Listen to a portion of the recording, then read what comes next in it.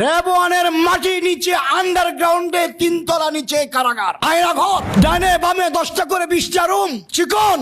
আপনার হাতটাকে পিছন দিকে হ্যান্ডকাপ লাগিয়ে বেঁধে রাখে, শোয়ার কোনো ব্যবস্থা নাই, পাটা লম্বা করে দিতে হয়, 24 ঘন্টা অবস্থায় হ্যান্ডকাপ পরিয়ে রাখে, হাতটা লড়াচড়া করলে হ্যান্ডকাপ টাইট হয়ে যায়, কিছুক্ষণ পর শিরা থেকে ব্যথা শুরু হয়। কতবার যে দোয়া করেছি, আল্লাহ যদি হায়াত থাকে বাঁচিয়ে দাও, না হয় এখানে আমার হায়াত, আমাকে জীবন দুনিয়া থেকে বিদায় করে দাও। বাথরুমের সময় 3 মিনিট, বাথরুমে গেলাম সময় বেশি লাগলো।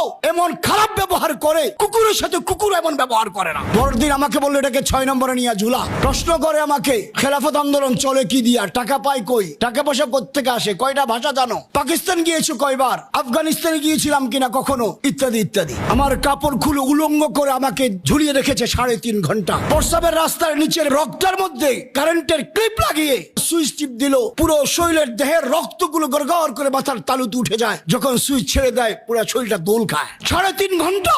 আজ বাংলাদেশে আওয়ামী লীগের এই পতন হওয়ার একমাত্র কারণ, বাংলাদেশের নিরপরাধ ওলামায়ে কেরামকে জুলুম নির্যাতন করে, জঙ্গি নাটক বানিয়ে বানিয়ে আইনা করে নির্যাতন করে তাদের স্ত্রী সন্তানদেরকে বিধবা এতিম করার কারণে আল্লাহর গজব গজব আর গজব।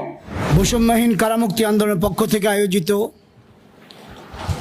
8 দফা দাবিতে আজকের এই মতবিনিময় সভা এবং সাংবাদিক সম্মেলনের মহতারাম সভাপতি আল্লামা আমির ইদ্রিস, উপস্থিত ওলামায়ে কেরাম, সাংবাদিক বন্ধুগণ,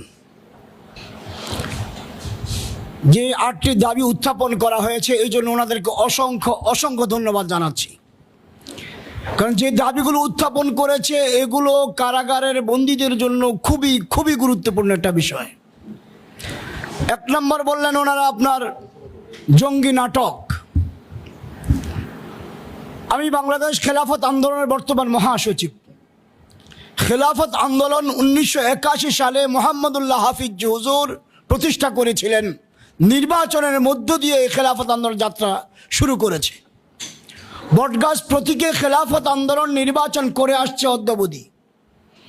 2008 সালে আমি ঢাকা 3 থেকে মঈনুদ্দিন ফখরুদ্দিন সরকারের তত্ত্বাবধায়ক সরকারের অধীনে 2008 সালে আমি ঢাকা 3 কেরানীগঞ্জ থেকে নির্বাচন করি।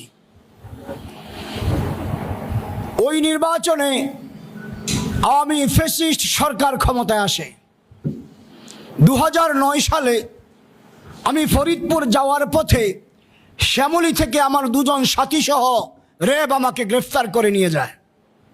র্যাব 4 মিরপুর বাংলা কলেজের অপোজিটের ভিতরে তাদের আস্তানা। নিয়ে যাওয়ার পর ওখানে জামা কাপড়, আমার ব্যাগ ছিল একটা।